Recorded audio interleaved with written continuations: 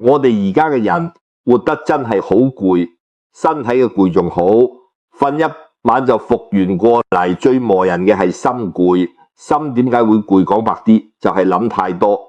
朝早一擘大眼，個腦就轉個不停，諗尋日冇做好嘅事，越諗越後悔，諗今日要應付嘅人同事，越諗越緊張，諗聽日會唔會出差子，未來會唔會越行越差，越諗越焦慮，諗到最後飯都食唔落，覺都瞓唔好，成日恍恍惚惚，人坐喺度暈，早就飆咗去過去同未來。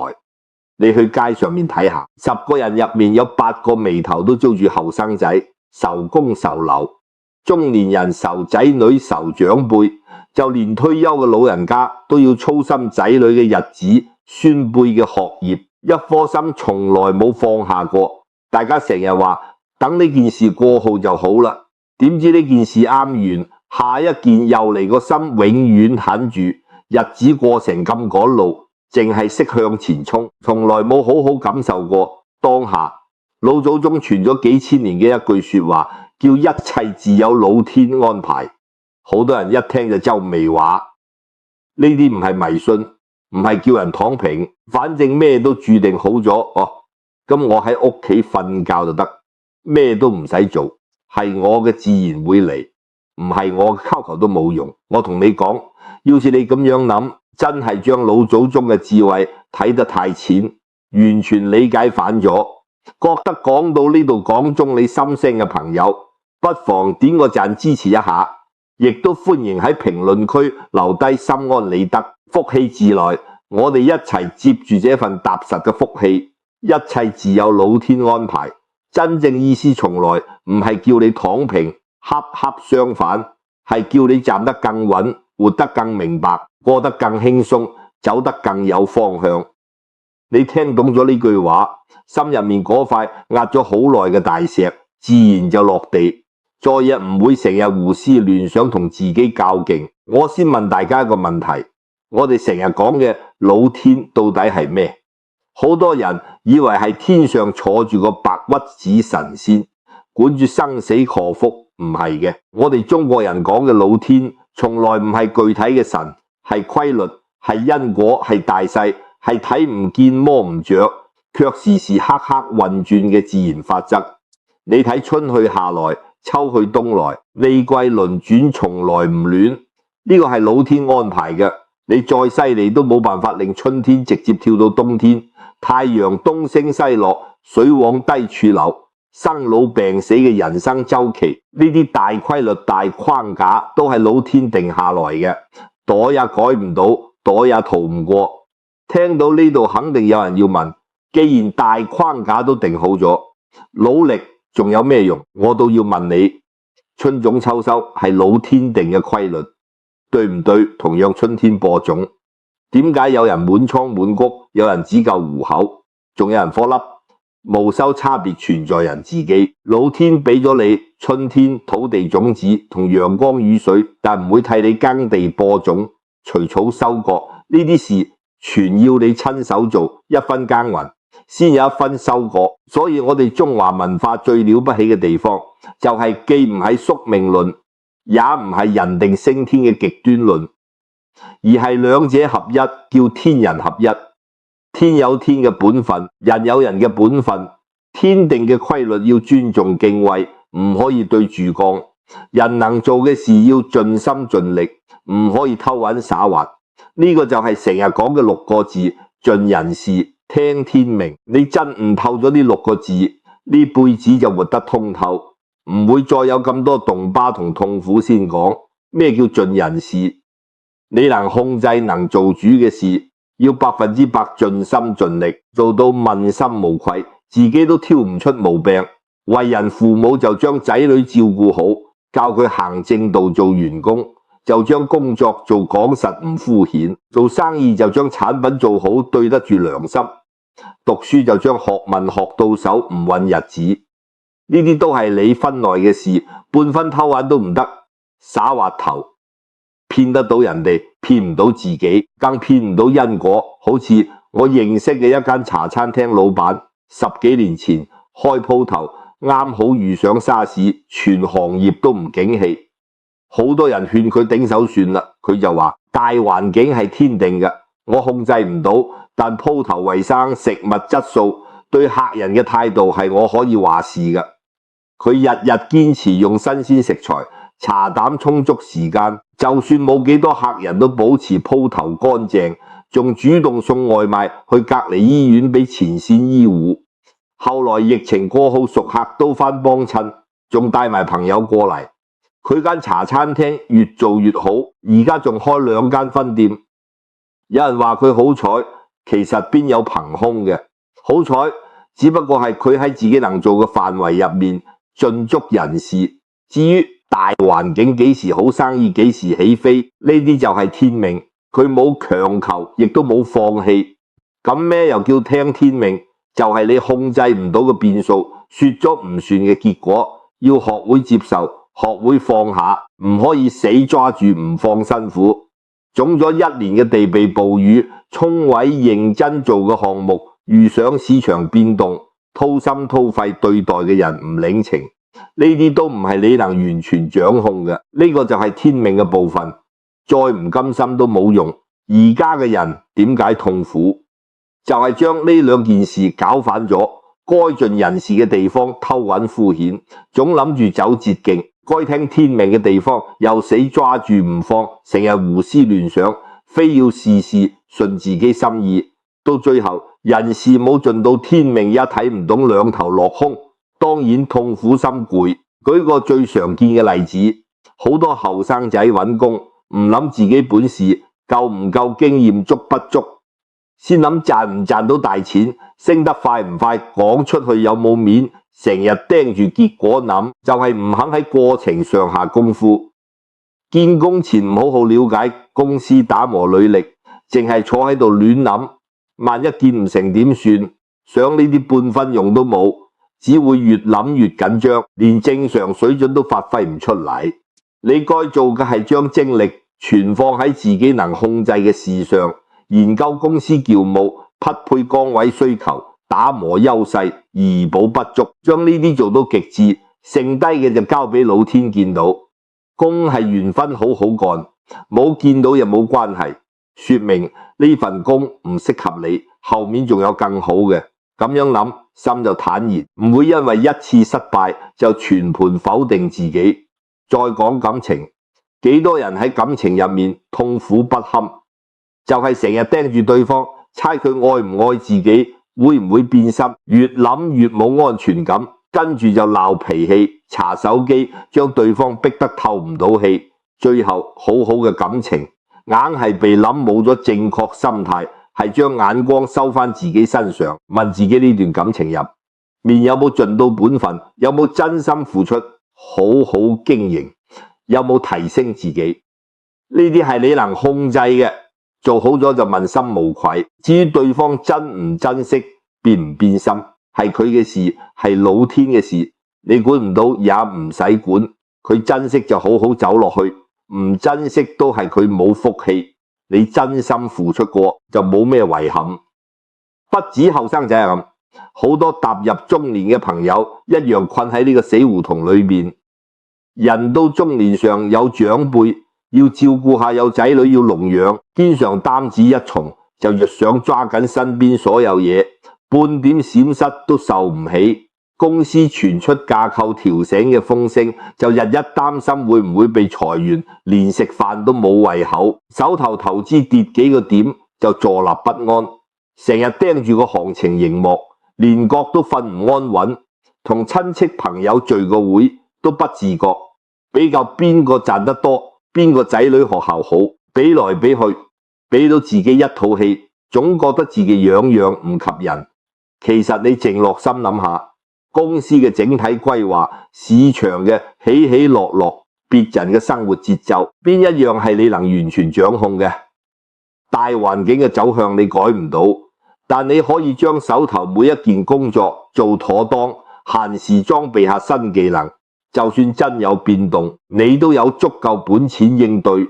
股市升跌你話唔到事，但你可以控制自己嘅投資比例，唔將全副身家壓上去，賺多賺少都唔影響日常日子，至於別人過成點，更加同你冇關係，根本唔需要用人哋嘅標準嚟衡量自己人生嘅成敗。好多人成日喊住話壓力大，其實大半壓力都唔係外界強加嘅，係你自己將太多唔關你事，你控制唔到嘅雜事，統統攬上身，硬要同自己過唔去。你將抓得太緊嘅執着放下，將精力收返自己能做主嘅事上面。唔該你擔嘅唔好亂擔，個心自然就輕鬆一大截。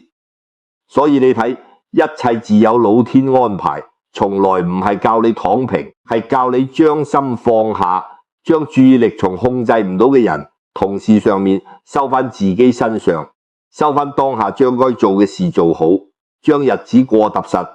剩低嘅老天自有安排，該嚟嘅擋不住，該走嘅留唔住。講到呢度，肯定又有人問，咁樣係唔係太消極？完全唔係。我再強調一遍，盡人事在前，聽天命在後。人事都冇盡到，半分力氣都冇出，有咩資格講聽天命？考前唔翻書，翻工混日子，嗰叫自暴自棄，不負責任，根本唔係聽天命。真正嘅聽天命係拼盡全力做到最好，之後對結果唔執着、唔強求，坦然接受。好結果感恩唔抱，壞結果接受唔氣餒。總結經驗，下次再來。呢個先係老祖宗教嘅道理。我同大家講個小故事，聽完就更明白。舊時香港有個後生仔叫阿強，喺九龍城鴨帶廠做咗3年學徒。手藝講實，聽聞中環大陸行請師傅，就決定去見工出發。前一晚佢發咗3個夢，一是將手臥帶喺帽檐上，二是落雨着雨衣仲擔遮，三是同暗戀嘅夾鋪阿妹背靠背瞓床。阿強越諗越覺得係壞兆頭，手臥戴帽上係冇得升，着雨衣擔遮係多此一舉，背靠背瞓係冇戲，越諗越掰。打算唔去咗隔離茶餐廳，老闆知道後笑住話：傻仔，呢個係好夢啊！手熟戴帽檐係高升，着雨衣擔遮係雙重保險，背靠背瞓係你翻身嘅時候到啦。阿強一聽重拾精神，帶住作品去見工，最後果然成功入職，後來仲做咗總師傅。你睇同一件事，往壞處諗就滿盤皆輸，向好處諗就柳暗花明。好多事本身冇絕對好壞，存在你一念之間。我哋成日講收翁失馬，焉知非福，呢句話唔好只當成語背，要放落心入面。當時睇係天大嘅壞事，過段時間回頭睇話不定幫咗你。當時得意嘅好事，幾年後反而可能害咗你。世事一直真係變，好壞互相轉化，嗰就係規律，係老天安排嘅一部分。所以遇好事唔好得意忘形，遇壞事也唔好一蹶不振。想通呢個道理，就唔會因為一時得失大喜大悲，個心自然就定咗。仲有好多人問，既然一切都有定數，努力仲有咩意義？我再講明白啲，老天定嘅係大方向、大圖勢、大框架，係因果循環法則，但框架之內有千千萬萬嘅變數。呢啲就係你可以努力嘅空間，係你能做主嘅地方。打個比方，大家就懂。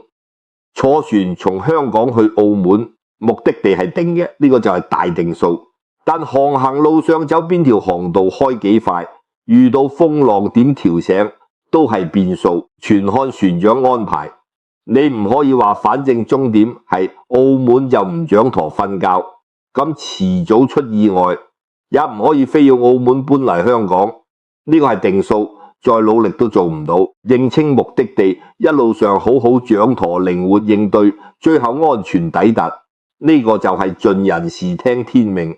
人生都係一樣，你啲輩子大概嘅格局、底色、機緣、功課，有一個大細大框架。呢個就係命係過號嘅，因積累嚟嘅，改唔到，再接同也跳唔出大框。但框架入面，你能活成咩樣，過得幾開心，全看你自己。呢個就係運命係天定嘅，運係自己做嘅，合起嚟先叫命運。好多人一聽到命就覺得消極，覺得定咗就唔使努力，大錯特錯命。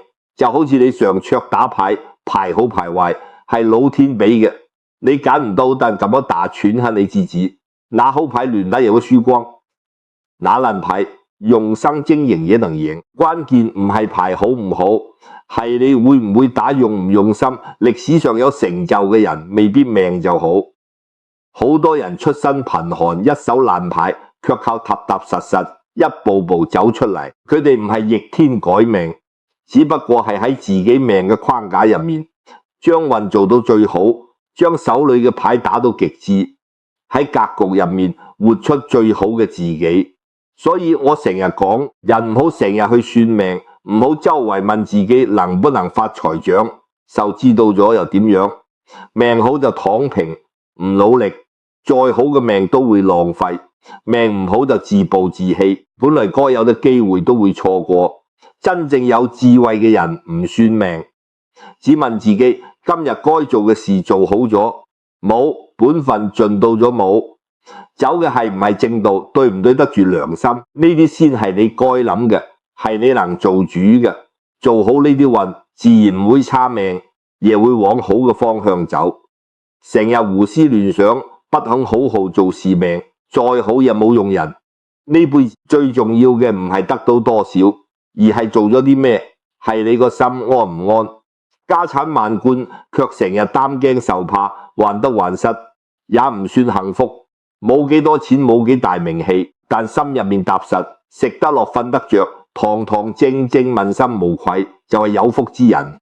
我哋中華文化追求嘅，從來唔係大富大貴，係4個字：心安理得。理得就係做事符合道理規律，堂堂正正。心安就係心入面踏實坦然，冇愧疚恐搖。理得咗，心自然就安。而家嘅人點解心唔安？就係唔按規律辦事，總諗住走捷徑，一夜暴富，不勞而獲。同規律對住幹，自然天天焦慮。想心安好簡單，翻去本分上面，該做嘅事認真做，唔該得嘅唔強求，行正道，存好心，對得住良心，心自然安咗，身體會好，家庭會和睦，事業會順，呢個就係良性循環。所以話心安先係一個人最大嘅福氣。好多人話我也想心安，但控制唔住諗太多，會焦慮點算？我俾大家一個簡單有效嘅方法，將注意力拉翻當下，拉翻你正在做嘅事上面。食飯就好好食飯，唔好一邊食一邊刷手機。諗工作，好好品個飯菜嘅味道。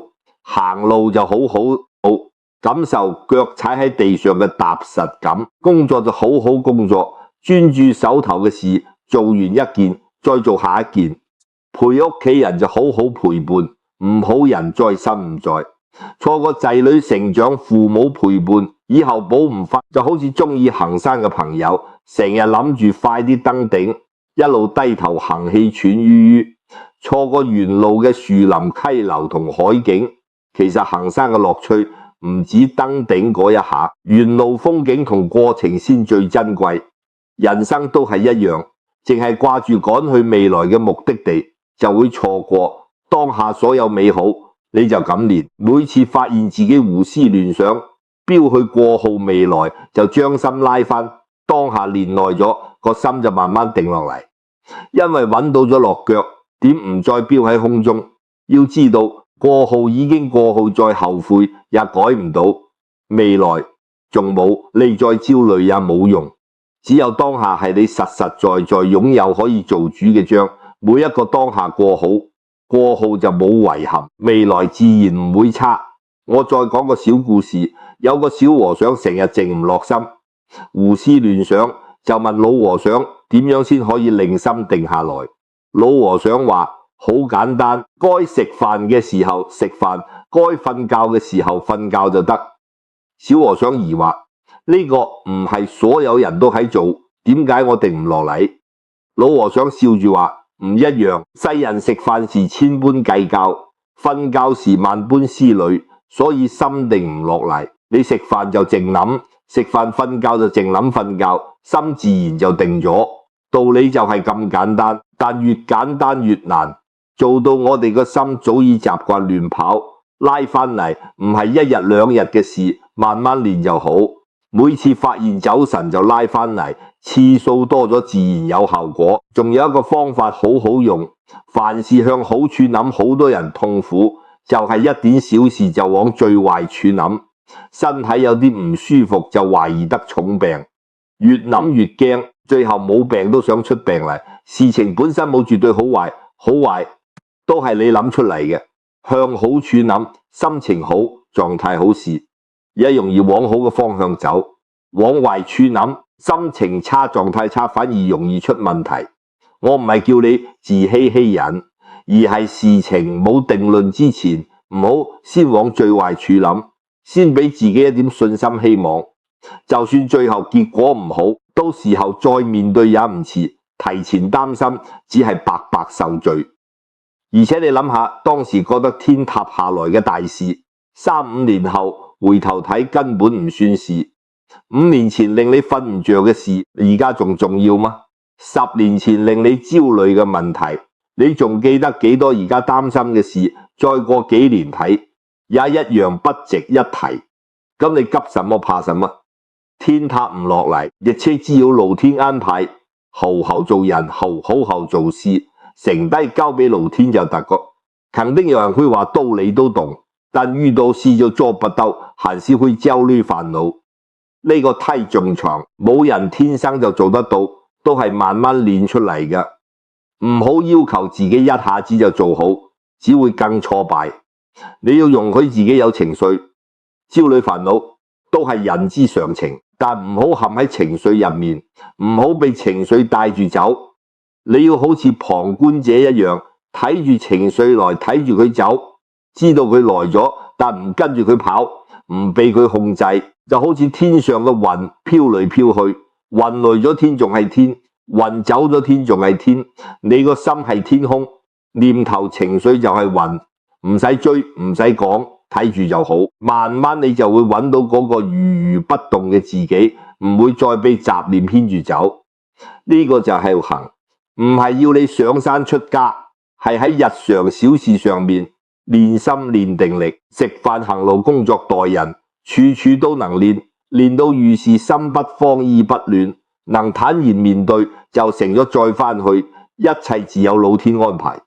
呢句說話，好多人覺得老天好玄好迷信，其實一啲都唔係。老天就係因果，就係規律，就係你自己做嘅業種什麼因結什麼果，呢個係定數，係老天嘅安排，可也改唔到你今日嘅樣子，係過號種嘅因結嘅果。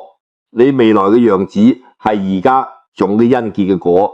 唔好怪老天不公平，唔好怨人哋對唔住你。你今日嘅一切都係自己造成嘅，自己一步步揀出嚟嘅。過號唔努力，今日就冇底氣；過號糟蹋身體，今日就一身病；過號對人刻薄，今日就冇人真心。呢啲都係因果，怨唔得人。好多人會問，點解我做好事冇好報，有人做壞事還過得好？因果唔係馬上告現嘅，就好似春種秋收，今日種嘅因，可能幾個月幾年甚至10幾年先結果，唔好急。老天唔會算錯咗，唔係不報，時候未到。想未來過得好很簡單，而家就種好因，好好做事，未來就有本事好好保養，未來就健康真誠待人，未來就有人幫你種嘅。每一個好因都會結出好果，一個都唔會少。老天最公平，唔會虧待善人，也唔會放過惡人。所以唔好周圍求神拜佛，你自己就係你嘅老天，你嘅行為就係自己嘅安排。做好事存好心，就係俾自己安排好未來；做壞事存壞心，就係俾自己安排壞。結局求別人冇用，求自己先有用。求人不如求己，你自己變好咗，周圍一切都會變好。點樣求自己？就係改變自己，改想法，改心態，改行為，改習慣。呢啲都改好咗，命自然就順。呢個就係命由己造，福自己求。好多人話江山易，改本性難移，改唔到。我話俾你知，冇改唔到嘅，只有唔想改嘅，覺得改唔到，只係決心唔夠食嘅苦唔夠多。等真係痛咗，自然就改咗。改變也唔使急，一點一點嚟。今日改一點脾氣，聽日改一點習慣，慢慢你就會發覺自己已經唔係原來嘅樣子。我哋再講下諗太多嘅壞處，真係百害而無一利。首先係傷身體，中醫講思慮傷脾，諗太多憂思過度會傷脾胃耗氣血，久而久之各種毛病都找上門。而家好多人身體唔好，唔係累出嚟嘅，係諗出嚟嘅。其次係浪費精力，人嘅精神有限，全耗喺胡思亂想上，用嚟做事嘅精力就少咗，想半日什麼都解決唔到，純粹浪費時間。第三係畏縮不前，想做一件事先，腦補10000種失敗，可能越想越怕，最後乾脆唔做，白白錯過機會。第四係破壞人關係，總猜忌別人，一句無心話着磨，半日久而久之，身邊人都累，慢慢就疏遠。最關鍵嘅係諗太多會令你活喺過去同未來，唯獨冇活喺當下。一輩子恍恍惚惚，老咗先發覺從來冇好好活過，太可惜。點解人總忍唔住諗太多？因為執念於控制一切，想要100%嘅確定感同安全感。但呢個世界本就冇常，冇可能完全掌控，越想控制就越焦慮，形成惡性循環。打破循環嘅方法就係接受無常，接受自己控制唔到一切呢個事實，放下控制欲，反而得到自由同心安。呢個就係一切自有老天安排嘅真正智慧，唔係消極躺平，係認清規律之後，拼盡全力過好人生，從焦慮恐從患得患失裏解脫出嚟，活得更輕鬆、更自在、更有力量。我再講個故事。以前西環有個阿伯最中意養雀仔，尤其一隻養咗8年嘅畫眉，叫聲特別靚。阿伯當佢係寶，每日帶去公園同雀友鬥雀，風雨不改。有次阿伯去台灣探親，農夫孫仔好好睇住，點知孫仔抹窗唔小心碰跌雀籠，隻畫眉受驚飛咗出去，揾極都揾唔返。孫仔嚇到腳都軟，驚阿伯發脾氣，幾日坐立不安。點知阿伯返嚟知道之後，一啲都冇嬲，仲笑住話：我養雀係為咗開心，唔係為咗嬲。雀仔本嚟就屬於天空，因緣就係會陪咗我8年，帶來好多快樂。而家緣分盡咗，飛返去好正常，唔可以因為一隻雀壞咗自己心情。呢個就係通透我哋身邊嘅錢財、樓房、親人、朋友，甚至自己嘅身體都係咁樣。因緣聚合就係相伴一段，緣分盡咗就分開。呢個係規律，過尾也改唔到，非要執着永遠擁有。分開時就會痛苦不堪，知道一切都係暫時嘅，來咗好好珍惜，走咗坦然告別，就唔會有咁多痛苦。呢個唔係無情，恰恰係知道緣分難得，先更要珍惜當下，好好對待身邊人，認真過好每一天。等到分開嘅時候，冇遺憾就可以坦然面對，一切自有老天安排，藏住好深嘅智慧，教你恨透，教你放灑，教你珍惜，教你活在當下。聽懂咗，人生就會少好多煩惱，多好多快樂。我知道好多人會話道理都懂，就係做唔到。冇關係，嗰係一開始都做唔到，唔好因為做唔到就唔信唔學。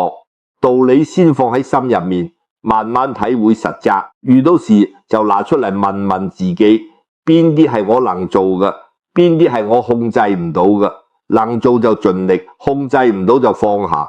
一次做唔到冇關係，次數多咗，慢慢就做到咗。修行係一輩子嘅事，急唔得，每日進步一點點就夠咗最後。